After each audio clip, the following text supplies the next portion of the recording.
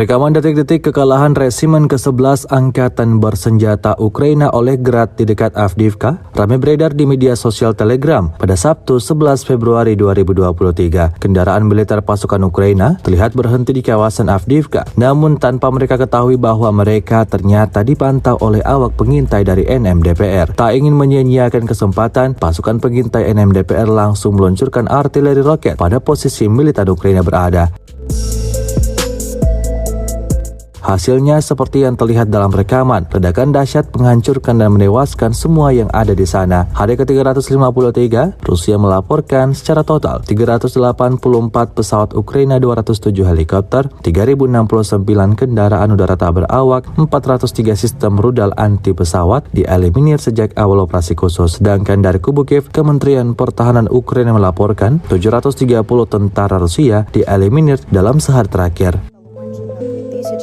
2251 одиницю активних систем залпового вогню знищено 463 одиниці.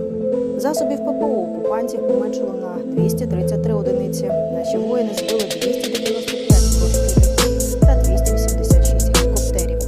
Автомобільної техніки та автоцистерн знищено 5126 одиниць. Виведено з ладу 18 ворожих кораблів та катерів. Безпілотних літальних апаратів ворога знищено 1970, крилатих ракет 796 одиниць. Спеціальну техніку окупанти втратили у кількості 211 одиниць. Дані уточнюються.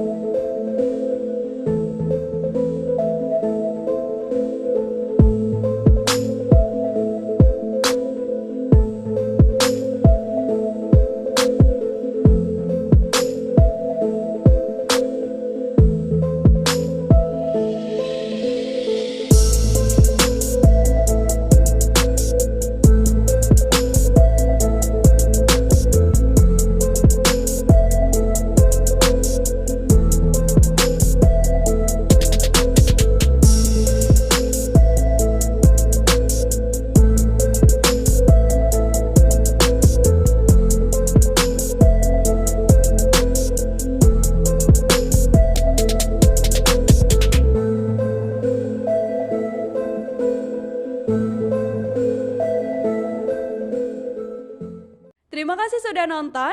Jangan lupa like, subscribe, dan share ya.